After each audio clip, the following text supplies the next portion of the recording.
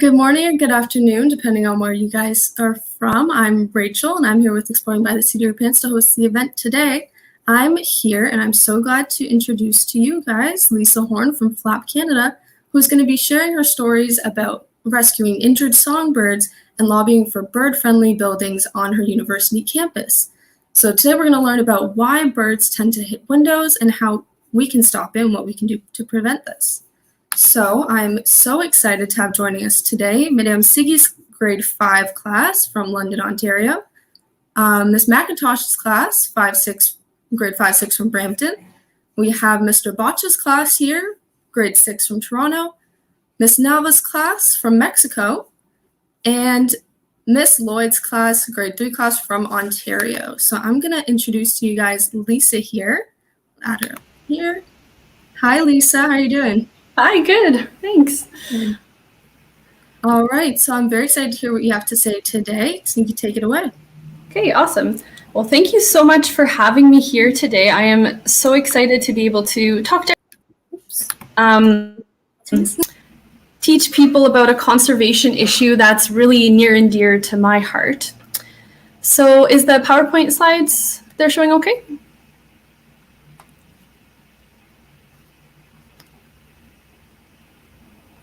The PowerPoint slides are up. Yeah. Okay, excellent. Yeah, so I am with an organization called Flap Canada. And Flap Canada's mission is to protect birds from one of the biggest bird killers in cities around the world, which is glass. But today I wanted to talk to you about my personal journey about learning about this issue and trying to do something to stop it. So I'll start off by telling you a little bit about myself. I am a bird lover. I love going out in nature and looking for birds. And the cool thing about looking for birds is you don't have to go very far at all to see them. You could probably just walk outside right now, listen, look around for a little bit, and you would see birds because birds are everywhere. They're in our cities, in remote forests, in agricultural areas. They're just a really accessible connection to the natural world for people everywhere, including people living in cities. And you might already be familiar with some types of birds, maybe American robins or crows or pigeons or blue jays and things like that. But there's really an incredible diversity of birds out there. And I just love watching them. I love watching their social interactions with each other, like these two tree swallows that look like they're having a bit of an argument, or this yellow warbler who had a really urgent itch that he had to take care of, or just this eastern whippoorwill having a nap on a log. I just get so much joy from going out in nature and looking for birds. And after a couple years of birding, I decided I wanted to get to know birds a little bit more up close and personal. So I started volunteering at a bird banding station. And bird banding is a way that scientists use to track birds during migration season. So during spring and fall, when birds are making these long trips between their southern wintering areas and their northern breeding areas, these bird banding stations, they set up nets in bird habitat, and birds fly into these nets. It's really safe. It doesn't hurt them. We collect the birds, we take them into the bird banding station, and we collect information on them. So we'll look at the bird, we'll say, okay, what type of bird is that? Is it a boy or a girl? How old is it? And then each bird is going to leave that bird banding station with a little tiny metal bracelet on their leg. That's why it's called bird banding, because we give them each a little metal band. And each of those bands has a completely unique number on it, which kind of becomes the name of that bird. So it's a way to identify this individual brown creeper here that I'm holding in my hand. If another bird banding station catches him during his migration, they'll be able to look back and say, okay, Lisa banded that bird at this location at this time. So by using bird banding data, scientists can start to reconstruct the migration routes of birds to see where they're going, how far they're going, and how they're getting there.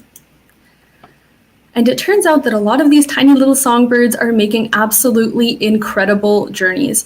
So this black-throated blue warbler that we caught one spring at the bird banding station, he would have traveled around 3,000 kilometers from the Caribbean to get to Ontario.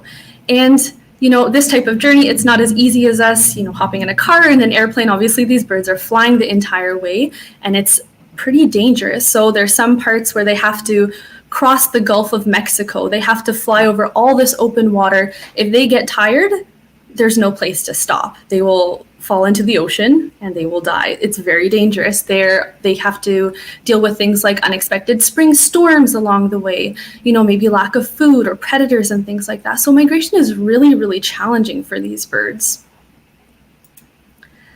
And it's also exhausting. Birds can't make this trip all in one go. They have to take breaks along the way to rest and to refuel.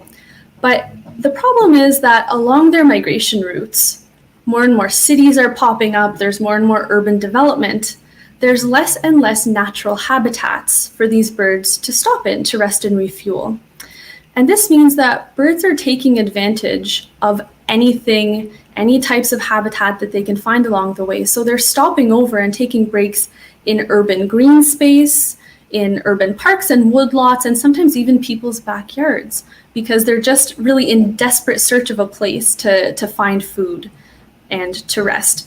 And this also means that during spring and fall migration seasons, it's a wonderful time to go out and look for birds. So migration is starting now. In a couple of weeks, we'll have all of these birds passing through our cities. You can see a really incredible diversity of birds in the city that you would normally never see here. These are birds headed to remote forest who need these large, pristine tracts of habitat to breed. But because they're desperate during migration to just find some food and have a break, they're stopping in urban areas. So it's a really good time to look for birds really close to home. And I was really fascinated by these amazing journeys that these tiny little birds are making. I was just so fascinated by their migrations. So I decided that I wanted to study songbird migration. So I went to York University in Toronto to do a master's degree in biology and to study bird migration. But basically, as soon as I got to campus, I was exploring.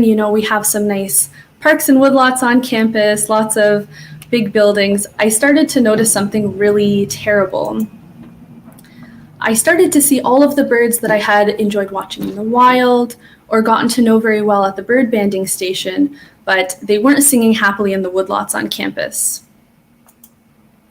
I was finding a lot of dead and injured birds, and it wasn't just, a couple types of birds. It was all different kinds of species of birds in lots of different areas on campus. And this was heartbreaking for me to see this happen to the birds that I loved so much.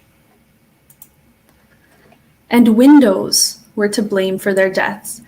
So the problem with all of these birds passing through urban areas during spring and fall migration is that now they have to deal with all of these human-caused dangers that we've thrown in their way, and glass and windows are one of those dangers. Birds don't understand that glass is a barrier. They don't understand that it's a solid object. When a bird looks at glass, what they see is the reflection of sky or trees or other vegetation. They don't understand that that's an illusion. They don't understand that it's not the real thing. So they fly towards it thinking that it is the real thing, and then they hit the windows. And sometimes I hear people like to say, birds are stupid because they hit windows. But if we're honest with ourselves, humans have trouble understanding that glass is a solid object too. If you go onto YouTube, you'll find plenty of videos of people walking into glass doors because it happens. And in fact, we're used to putting markers on the glass as a reminder to people that there's a barrier in their way. So when you think of glass doors, entrances to buildings, sometimes even glass bus shelters, they'll have a pattern on the glass at chest level, or sometimes, companies' name, some type of branding or advertising on the glass. And that serves as a reminder to people that there's a barrier in their way. But what's effective for people isn't effective for birds. So birds don't recognize those same cues. And the difference also between you walking into a glass door and a bird flying into a window, it's very different. You're big and you're pretty slow. If you walk into a glass door, it might hurt a little bit. You will probably be quite embarrassed, but you're not going to die. A bird, on the other hand, they're tiny and they're so fast. So for them, when that happens, the result is often fatal. And this isn't just a sad one-off event. Birds hit windows everywhere there's glass, and glass is everywhere. I don't know if you can think of the last day that you went through without interacting with glass, because we live in buildings, in houses which have glass. We go to school in buildings which have glass. We work in offices which have glass. We go shopping in malls which have glass. Just glass is everywhere in the environment. And windows don't care if a bird is healthy or sick, or a common species or an endangered species, or if they're young or old. Windows don't care. They kill indiscriminately. And in Canada, millions and millions and millions of birds die every year because of this issue. So this photo here shows just a few of the birds recovered by flap volunteers. So flap volunteers go out during spring and fall migration seasons, and they look for dead and injured birds. And the ones who have not survived, we try to use them for educational purposes. So these are just some of the birds that were recovered by flap volunteers in Toronto. So most of the birds that hit windows, it's fatal, they die on impact, but every now and then you'll come across a bird that just looks like it's stunned, or that it just needs a little minute to rest and recover. But I'd like you to think about it this way. If a person was in a car accident with, say, some kind of stationary object, say a tree or something like that, most likely that person would be taken to the hospital or to a doctor to be checked out by a medical professional. Because even if that person didn't look like they had injuries on the outside, doctors would be worried about things like concussions, because sometimes, people can have injuries which you can't see from the outside. And the same is true for these birds. Birds that hit windows often have injuries which you can't see from the outside. They also have concussions. Sometimes they have broken bones which aren't very evident. They have internal bleeding or things like that. So a bird that hits a window, even if it looks stunned, the best course of action is to take that bird to a wildlife rehabilitation facility, because these birds in the wild, they need to be in the best shape possible to survive. And a lot of the birds that hit windows during migration, they might still have to fly hundreds or thousands of kilometers to get to where they need to go. And that is hard for even a healthy bird. So a bird that is injured in some way will not be able to make that journey. So back to York University, I was finding a lot of dead and injured birds on campus, and I had to do something about it. So together with my boyfriend, who is also a bird lover, he has taken many of the wild bird photos that you've seen in this presentation so far, we started monitoring the campus for birds that had hit windows, because we knew the birds that had survived needed to be taken to get medical help so that they could continue their migration. And as we were walking around campus, we soon realized there were some buildings that were very, very dangerous and some buildings that were a little bit less dangerous. So buildings that were very dangerous might have a lot of glass, and that makes sense. The more glass that a building has, the more area there is for birds to hit. So like that top left photo there, that's an example of a very dangerous building, because the entire surface of that building is glass.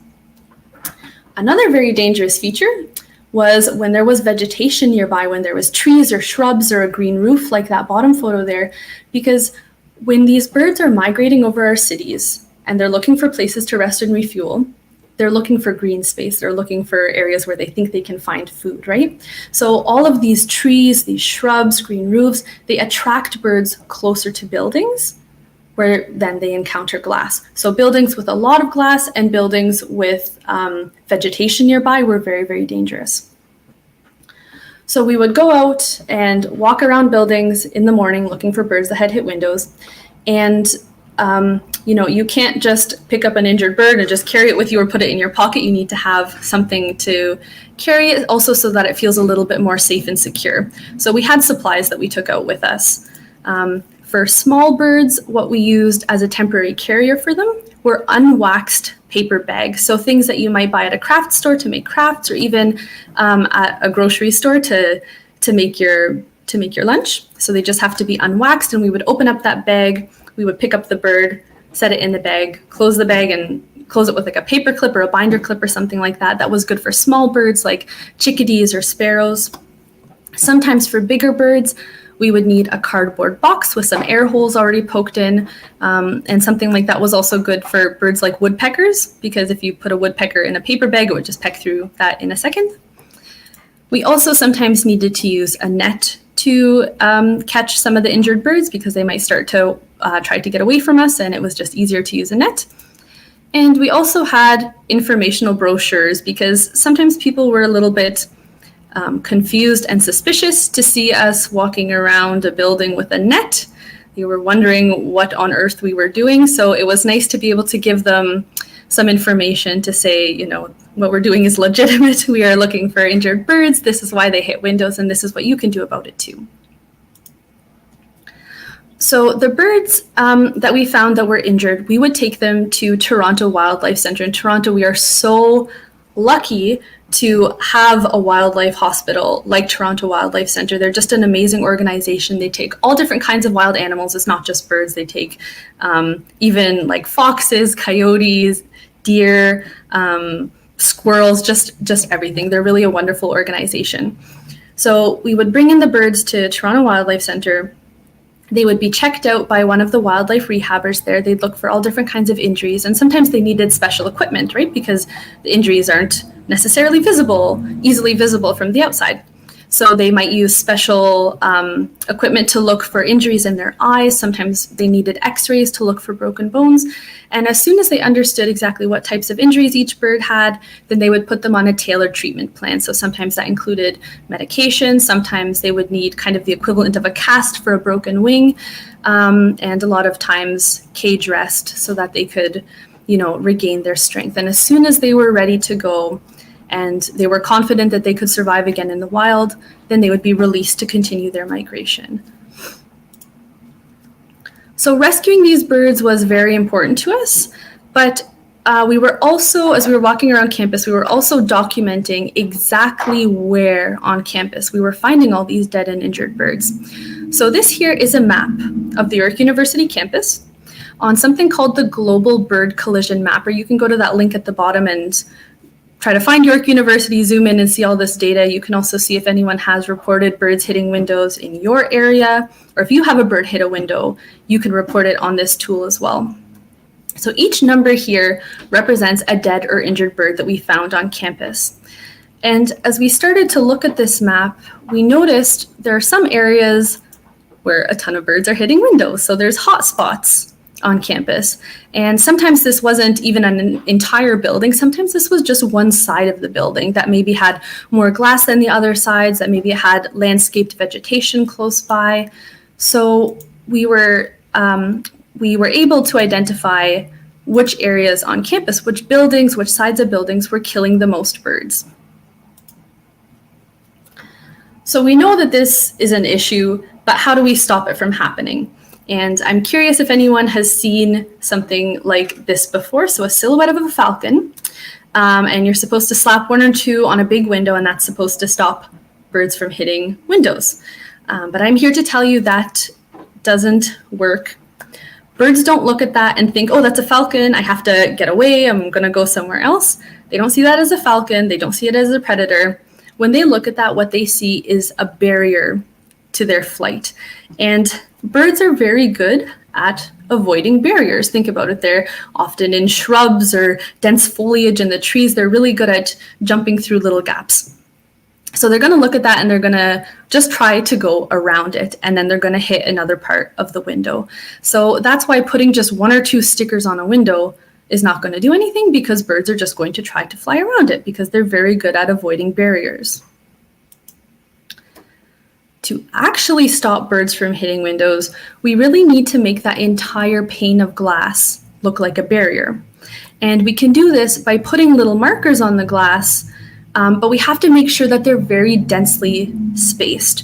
So 2 inches or 5 centimeters apart. If they're that close, then even small birds like chickadees or hummingbirds, which hit windows quite a lot, they won't try to fly through the gaps.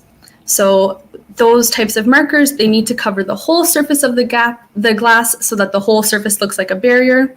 They need to be densely packed.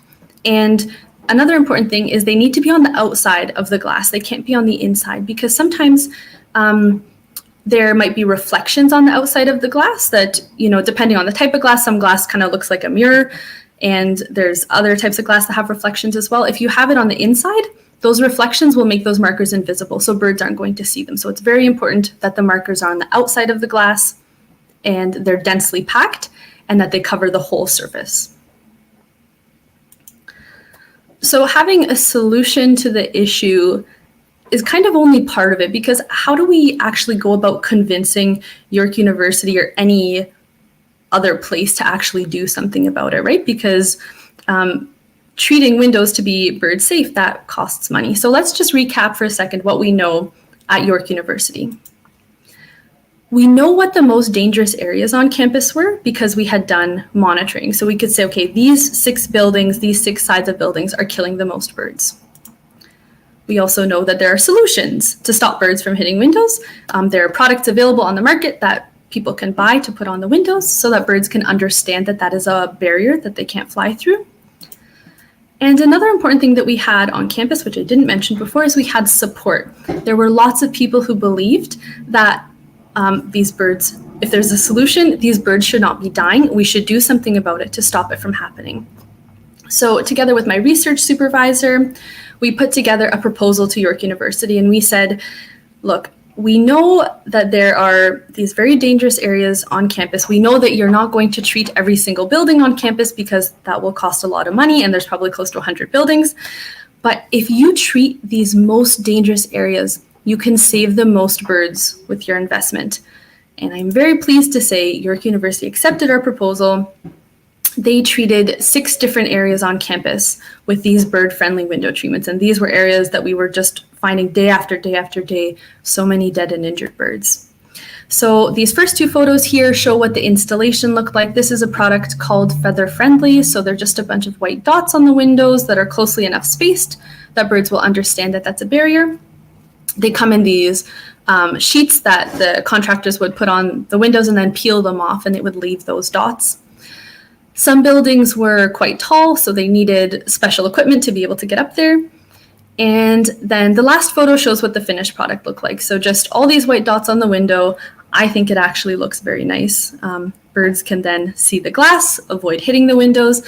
And I find from the inside of the building looking out, the markers are actually much less visible than the outside looking in. And in fact, in one of the buildings, the people who worked in that building, they didn't even notice that they put up the markers until several days later when I pointed it out. So it's not that they block the view or are ugly or things like that. I think that they look nice.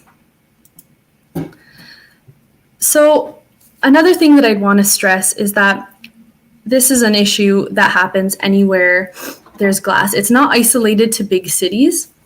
And in Canada, scientists think that most of the birds that hit windows and die from hitting windows every year in Canada are actually dying at people's homes because there are so many homes out there. They're the most numerous type of building we have. But this also means that all of us have a part to play in helping these birds have a safe migration. And with migration happening now this spring, this is a really important time for us all to take action to help these birds have a safe migration.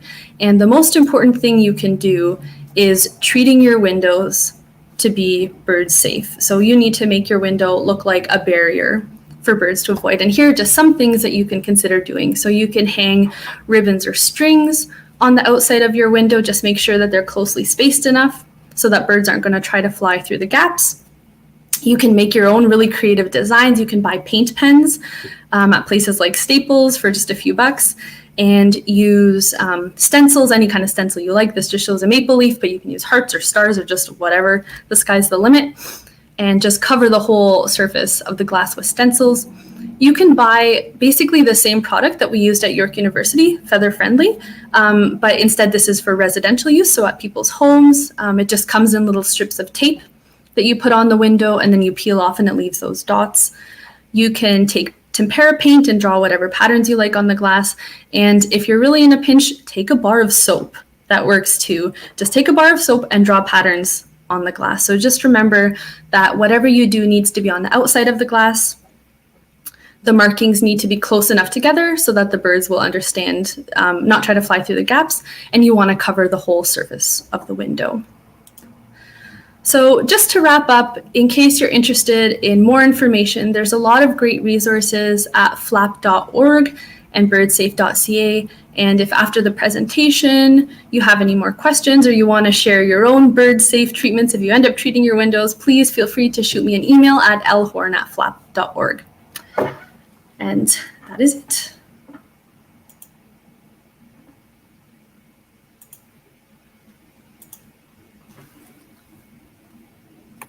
All right, thank you. That was so engaging. I learned so many things. I had no idea that those bird stickers weren't effective. So I definitely learned something new today. Classes, if you have any questions, get them ready. I'm also going to be looking at the YouTube comment section. So if anybody has comments, we're going to look there as well. That's also where I'm going to start. So we have a question from Morgan about how many birds are killed or injured every year in Ontario, if you could give an estimate. Okay, so we don't have estimates as far as I know for Ontario specifically, but in Canada, the estimates, scientists think that around 25 million birds are killed every single year from hitting windows. And when you think about it, we keep on building more structures, our cities are expanding, we're building more homes. This is only going to get worse unless we do something about it. All right, I'm going to head over to Madame Siggy's class, or Miss McCrae's class, and see if they have any questions there. Hello. Thank you so much for the presentation so far. So I have one student, Ariana, who really wants to know if there's any places or organizations that are trying to limit the amount of like glass objects that are going up. Mm-hmm.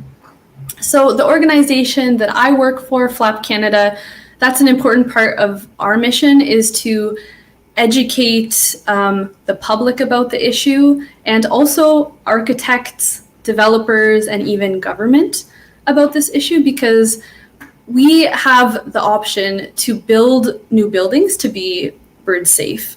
So actually in the city of Toronto, new developments, so not necessarily people's homes, but other types of development. If a new building was being built on York University or a new commercial building or things like that, those buildings actually have to be built with birds in mind. So either that's glass with some type of markers on it or other types of features which help birds understand that there's a barrier. All right, that takes me very directly into Miss Gagne's class, Miss Gagne's grade 5 class, who asks, are there buildings in the Toronto area that are known for being built as bird friendly? Yeah, so there are, so I think it was in 2007 that the city of Toronto actually put out these guidelines for development, so that development had to be bird friendly. So yes, there are quite a few, lots of buildings actually in Toronto that are built to be bird friendly. And on the York University campus, there are a couple of them. So yeah, as you walk around downtown or other areas in Toronto, you might start to see more and more buildings with those dots on them or other types of patterns on the window. And those are, you know, when they're so closely spaced and covering the whole surface of the glass, those are probably meant to prevent birds from hitting windows. So yes, in Toronto, you will see more and more buildings that are being built like that. All right, amazing. I'm going to head now to the Trailblazers and see if they have any questions here. Hi there, Ashwini has a question for you. How do you know if a bird is hurt? What behavior may it have? Okay, so the question is, how do we know if a bird is hurt? Yeah, and what behaviors might it have? Okay, so that's a very good question. Any bird that has hit a window and it looks like it's stunned, if a bird lets you approach it, because no wild bird is going to, no wild bird that is not sick or injured is going to allow itself to be like approached by humans or pet or touched or picked up. So if a bird is allowing you to get really close to it, that's concerning. If it's sitting there with its eyes closed and fluffed up, or with its head tucked behind its wings and letting you get close, that's a concern. And then obviously, you know, sometimes you might see that they're in a weird position, like that one wing is drooping or something like that. So, but even if a bird kind of looks like it's okay, that even if it looks alert and it's just sitting there and the only sign is that it's allowing you to approach it, that's still concerning as well. So just if you know that a bird has hit a window, if you're at home and you hear a bang of a bird hitting a window and then it's sitting out there on your deck or balcony or something like that, that even if it's just sitting there like that, it's still the best course of action is to take it to a wildlife rehabilitation facility. All right, amazing. I'm going to head again to the YouTube comment section. We have a question from a grade 3-4 class in Kitchener from Crestview. And they're asking, are bird feeders near windows a bad thing? Should they be further away? Okay, that is a really good question. And it's actually kind of counterintuitive. So a bird feeder is safer the closer it is to a window. So Flap Canada's advice, bird feeders should be 1/2 meter or closer to the window.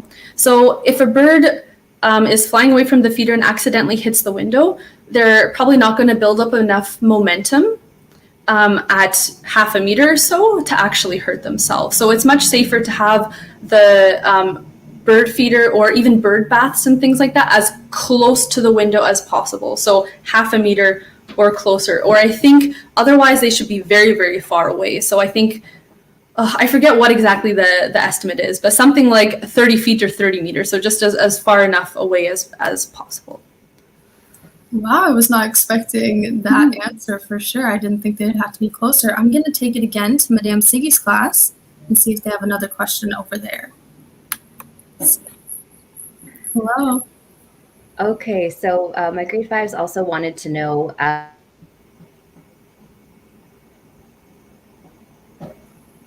Madame Siggy, I think you've frozen a little bit. Am I back? Yeah, I can hear you now. I can hear you now. Okay. You can go ahead again. Sorry. So yeah, so my grade 5s wanted to know, a lot of the pictures you showed are of like small birds. So how often would like something like a Canada goose or like a bigger bird hit a window? Mm-hmm. So most of the birds that hit windows, it seems like songbirds are the most vulnerable to this. So that's why most of my photos were of songbirds. But other types of birds do hit windows. So sometimes hawks or owls or shorebirds or ducks or things like that, they do hit windows as well. But it does happen less frequently. But at York University, I did have a red-tailed hawk one time that I found that had hit a window and it didn't make it as well. And it's also interesting, it's not even just birds that hit windows. Bats hit windows too, and they can be killed or injured from that as well. They don't hit windows as much as birds, but there was one spring at York University that I found a bat that had hit the window as well, and it needed to be taken to Toronto Wildlife Centre. All right, I'm going to head back to Miss Lloyd's grade 3 class, and they are asking how the birds understand the dots. Okay, so as birds are flying towards the window, the point is that they'll see, just like we would see the patterns on the windows, they'll see it too. And because they have a very good understanding of how much space their body takes up, what types of gaps they can fly through, what they can and can't do, that when they see those dots being so close together, that they'll realize that they can't fly through that. So even if they do start flying towards the glass, then they'll just realize it's a barrier and fly away from it again. All right, we are going to head back to, we'll see the Trailblazers if they have any questions there. Awesome. So we have Evney now. Evney, you're going to go ahead, kiddo? My question is, in the past, have you ever done a funeral for a dead bird killed by a window? And if you did, which one? I'm sorry, could you please repeat the question? Yes. I didn't hear. In the past, have you ever done a funeral for a dead bird killed by a window? And if so, which one?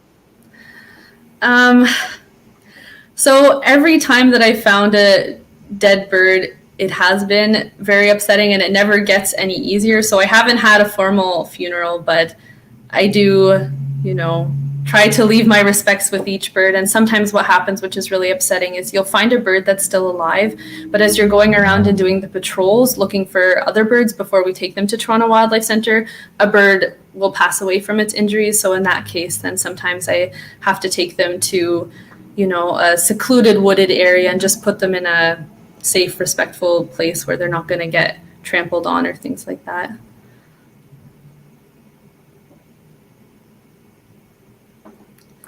All right, I'm going to head back to the YouTube comment section again, where we have a question that is, how much money does it cost to rehabilitate injured birds? Oh, that is a really good question that I don't know the answer to, because Toronto Wildlife Centre, they're a charity, so they're run off of people's donations, and I would assume the cost to rehabilitate a bird would depend on how injured the bird is and what type of care they need, because some birds, they have injuries that they can heal from maybe within a couple of days or a week. But I've had other birds who have been there for several weeks to several months as they recover. So I guess the birds that stay there longer, it would cost longer to get that care, and maybe depending on the type of medication they need and how much that costs. But yeah, I don't know the exact answer to that. But yeah, those organizations run off of donations. So amazing, good question. I'm going to call it Miss Gagne's grade 5 class and see if they have a question there. There you go. Miss Gagne's class, we can't quite hear you. You had your mic off there for a second. Give it another try. Can you hear us now? Yes, we can. So one of the students was asking if there are other things that are killing the birds other than windows. So maybe the wind towers, or are there other things that are a major problem for them? Mm-hmm. That is a very good question. So birds are being threatened by a lot of different things right now, unfortunately. So there's things like habitat loss and climate change. Birds are losing their homes, or their homes are becoming less suitable for them as, the habitat quality decreases. But then, yes, there are ways that humans are directly killing birds, even though it's not intentional. We don't mean to kill birds with our buildings, but birds are dying because of something that humans have done. So cats are a big one. So people who have outdoor cats or feral cats, those are a major thing. Cats kill a ton of birds every year. They kill lots of other kind of animals too, because they're very, very efficient killers. So cats are one of those reasons. Birds do die from hitting wind turbines, but not as many birds that die from hitting windows. So they hit wind turbines less than they do windows. Sometimes birds are poisoned from pesticides or toxic chemicals that are spilled or things like that. Sometimes birds are hit by cars, actually, too. Sometimes they hit power lines and are electrocuted. So there's really lots of ways, actually, that human activities are affecting birds. All right, amazing. I'm going to head back to Miss Lloyd's class again, where they asked, how do the birds breathe in the bags? So the bags, air passes through, like the paper bag, is not that they're in a plastic bag or something. Air is able to pass through the paper bag, so they don't have any trouble there, but that's why it's important that it's an unwaxed paper bag, or you can use a cardboard box. So no, they never have trouble breathing in the unwaxed paper bag. They're okay. You don't need to poke air holes in an unwaxed paper bag. In fact, that'll probably freak the birds out even more, because then they'll peek out and they'll see the outside world, or they'll try to peck through the bag and stuff like that. So no, they're fine in an unwaxed paper bag. All right, I'm going to head back to the YouTube comments. We have a question from Ellen Gale from Ellen Gale Public School, that says, which songbird most commonly hits a window? Mm-hmm. There are lots of different kinds of songbirds which hit windows a lot. So I'm not sure who is the top collider, and it probably depends on where you are in the world, right? Because there's some birds that are found in Eastern North America that aren't found in Western North America. So it really depends on where you are. But in the Toronto area, the birds that probably hit windows the most are white-throated sparrows, dark-eyed juncos, ovenbirds, brown creepers, golden-crowned kinglets, all sorts of really sweet, wonderful birds that, we find way too often hitting windows. All right, and I'm going to go to another YouTube question from Ms. Trampleasure from London. That is, how much does the dot treatment cost, and how many birds have been saved by treating the windows at York? So York University, I think that they paid around, and this will sound like a lot, $90,000 to put those dots on their windows, but that's on 6 different buildings. And those dots will continue to save birds every single year. So unfortunately, I wasn't able to do monitoring on campus I was able to do a little bit of monitoring, but not as much as I had wanted after the dots had been installed, because the pandemic hit and I actually moved away from Toronto.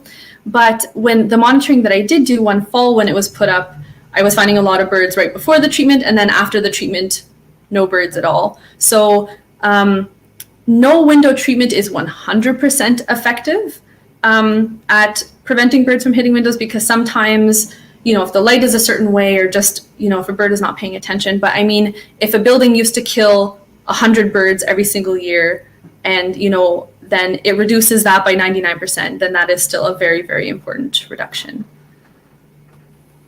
Amazing. So I'm going to see again if Madame Siggy's class has another question. Let's check in there. Hi. Hi. So I actually had a question. What has been the most interesting thing or your favorite thing that you've learned since you started doing this?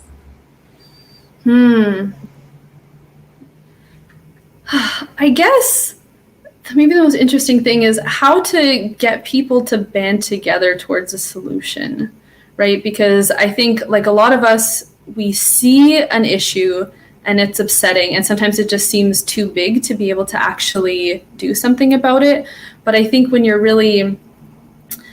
can join together with other people who care about an issue too, you can come up with a solution that achieves what you want, and also, is good for both parties, because York University, they're able to promote this. They're able to say, look, like at our sustainable building practices, look what we've done for birds, and it really adds to their image and stuff. So just to work with others who care about this issue as well towards a solution. All right. I'm going to head again to Ms. Gagne's class and see if they have any questions there. Ms. Gagne. Let's see. You get the microphone working? I think some of my students were a little upset thinking about all the cats killing the birds, because we've had a lot of questions about that going on in here. But one of the students wondered, are people purposely trying to kill the birds? Like, are they making bigger windows, or I think that's more what he was looking at. And some of the other students said, well, some birds get hunted on purpose. Yeah, I don't think that people don't realize it. Like, it's not something, I don't think that people are trying to kill birds by, like, letting their cats outside or with their windows. They just don't realize the impact that we're having. It's not something that we think about, because for people, windows are harmless, unless, of course, you walk into a glass door. But that, it's not that maybe that doesn't happen to all of us on a regular basis, right? So people don't necessarily think about these things on a regular basis, or when it does happen to them, they think, oh, this is like, it's just a sad one-off thing. They don't realize that it happens all the time. So no, I don't think that people are really trying to, unless what your student said is correct. Yes, some people do hunt birds, but in Canada, we don't hunt songbirds. So. All right, I'm going to take it back to Miss Lloyd's class here, and they're asking, what is the largest bird that has died from hitting a window? Well, at York University, that would be a red-tailed hawk. But I know that Flap volunteers in downtown Toronto, they found larger birds. Maybe a vulture is the biggest bird that they found. I'm not sure, but birds hit windows obviously in other parts of the world too. So there might be larger birds in other areas that have died from hitting windows. And actually on campus, one time we found a goose as well that had hit a window too. So maybe goose is the largest that we found. All right, and I'm going to take our last question here from the Trailblazers, see if they have anything else. Awesome. Sarah has a question. Sarah? Do you have a pet bird? If so, what type?